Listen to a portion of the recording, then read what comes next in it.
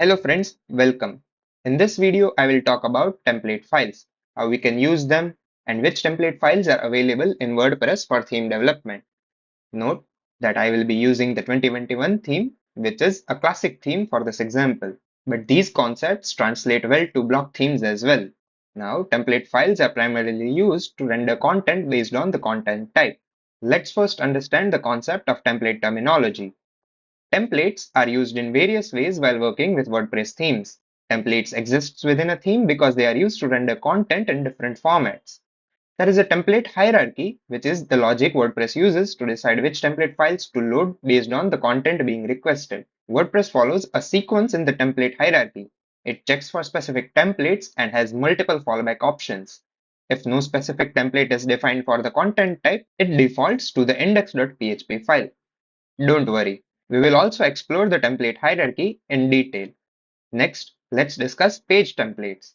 Page templates apply to default post types like pages, posts, attachments, and custom post types. There are also template parts or partials which are used to divide the front-end structure into separate sections, such as the header, sidebar, footer, and more. For example, sidebar is an area in the front where users can display widgets. Similarly, the header typically contains the site title, logo, search box, menu, etc., while the footer might include the footer menu, copyright text, and other content. WordPress provides template partials to divide the front-end structure into separate HTML sections. The header.php file contains the opening HTML tag, header tag, and the opening body tag. Other template files contain the content, and the footer.php file closes the body tag and the HTML tags. This structure breaks the HTML content into manageable parts. Currently, we are focusing on classic themes. In classic theme, the templates are PHP files that combine the HTML and template tags. Template tags are WordPress functions used to render or display content based on the current request. For block themes, the template structure is different because block themes uses HTML files such as the header.html, footer.html, and sidebar.html. For now, we are only exploring classic themes. In classic themes, some files include the index.php file, which is the main template file required in all themes. If no specific template exists, WordPress defaults fall back to index.php file. Then we have the style.css file. This is the main style sheet containing the theme information such as the theme name and version. It is not mandatory to enqueue the style.css file in the front end. You can use separate CSS files for those. Then we also have rtl.css, a left to right style sheet that automatically loads for languages like Arabic or Hebrew. Developers can use this file for better styling for RTL languages. There are several other template files which you can explore in the WordPress template files handbook. We will be learning them from the 2021 theme. Let me go to the editor and the themes section and open the 2021 theme folder. You can see there are multiple templates. The first and the most primary is index.php, which is our main template file. This template file will be loaded for our home page. If we go to the home page, this is what we see. It displays a list of blogs. By default, WordPress displays the blog posts page on the home page, but we can change this from the backend as well. This template file is being loaded.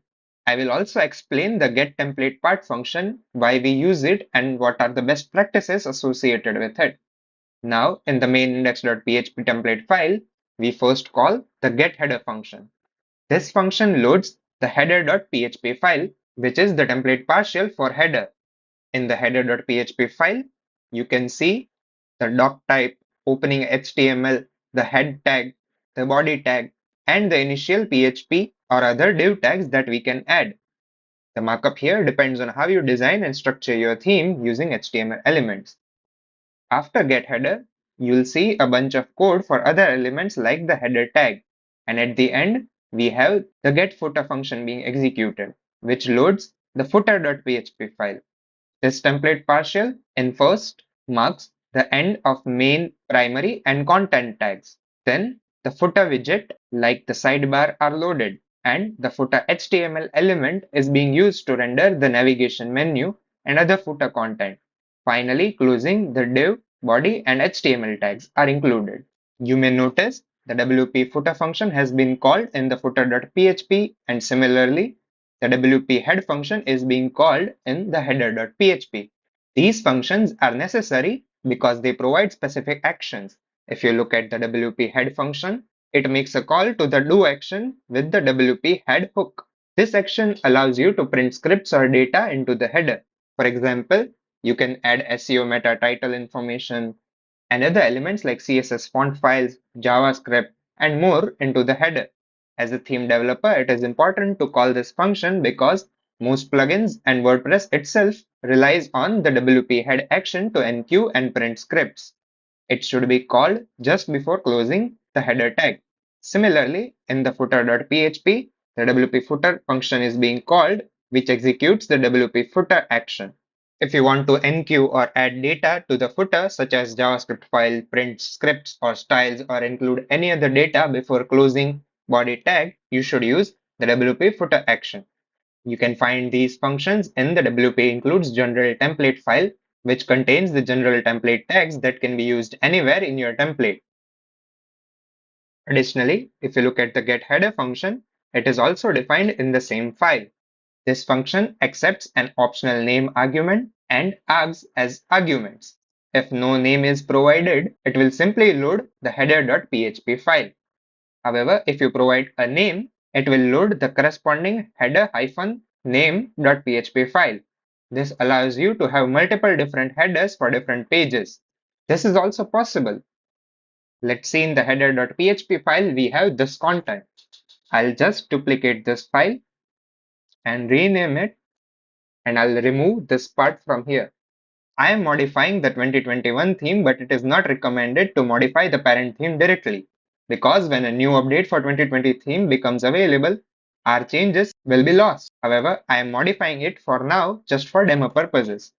To modify or overwrite a parent theme's functionality or templates, we can create a child theme, which we will learn about in the upcoming videos. Now, I am modifying the 2021 theme just for demo purposes. I have added the header1.php file. Now, in the index.php file, when I call the header, I will pass 1 as parameter. The getHeader function will use this to fetch a file named header-1.php, and it will load this template if it is found in the theme. In the next video, we will explore how WordPress locates and loads template files, as well as how it decides which templates needs to be loaded. In the header1.php file, I have removed the site header for now. And if I go to this page and reload this page, you can see the content is loaded but not the header. This way, you can have different headers based on your design and layout. Similarly, you can create different footer files as well. I have copied this file and I'll rename it to footer1.php. In this file, I'll remove the footer widgets. I'll call this file from the index.php file while passing 1 as an argument here. Currently, you can see the footer widgets being displayed. Now, if I refresh this page, the footer widgets will be gone. This way, you can have different headers and footers for different pages or templates. You can have multiple headers and footers depending on designs and layouts you are implementing. Some developers might not know about these and might use if-else conditions in the same header.php file to check the page or content being rendered and decide which elements should be displayed in the header and footer. However, this is not necessary. WordPress already provides this flexibility with functions like getHeader, getFooter, and getSidebar, and using separate template files, which is cleaner and more manageable. Similarly, for sidebars, you can have multiple sidebars.php files with the same name. For example, in the footer widgets, we have footerwidgets.php, which calls the sidebar 1. In the template part of footer widgets, we have this sidebar 1. If you search for get sidebar, this function will be used to get sidebar. If you have multiple sidebars displayed in different content or templates, you can have separate sidebar template files just like header and footers. This helps to manage the layout more efficiently. You can do the same for single.php files as well. You can pass the name of the header and footer you want to load in the single.php file, and it will loop through the posts using the WP query, which we covered in the previous videos. If you haven't watched the WP query video, please do so to understand how all this works.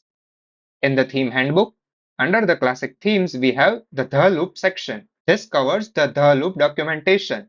Here you will learn about the loop, how it works, have posts function, the post function, and how it uses the global WP query variable to fetch the lists of posts from the database based on the request. We already have discussed this in WP query video, so I'll skip it here. The posts navigation and the comment templates are loaded from here, and we can have multiple templates for different comment section. For example, in the single.php file, the comment lists and comment form are being displayed. For example, if you open any of the posts, let's take this hello world post, you can see the comment lists and the comment form being displayed. WordPress will use the comments open function and the get comments number function to decide whether to display the comment list or the comment form based on whether the comments are open or closed. If the comments are open, WordPress will display the comment form. If they are closed, but there are already existing comments, it will display the comment list template. The comments.php file is used for displaying the comments list and the form. If you go in the comments.php file, you will see the template used to display the number of comments, the list of comments, the comment form, and it uses the WP list comments function. You can also see the comments pagination, which will handle the pagination. You can override the comment form if needed and modify the fields using the comment form default field filter. To disable the comments, you can edit this posts, go to the post settings, close the discussion. Now if you view the posts, you will see the list of comments, but the comment form will be gone and the users will not be able to add new comments. However, existing comments will be displayed. This is how the comments open and get comments number functions decide whether to load the comment section. The comment template function will simply load the appropriate comment template based on this condition. You can explore the different template files after watching this video to understand more about how they work and what functions are used, including the conditional tags in template files. Thank you for watching. See you in the next one. Jai WordPress!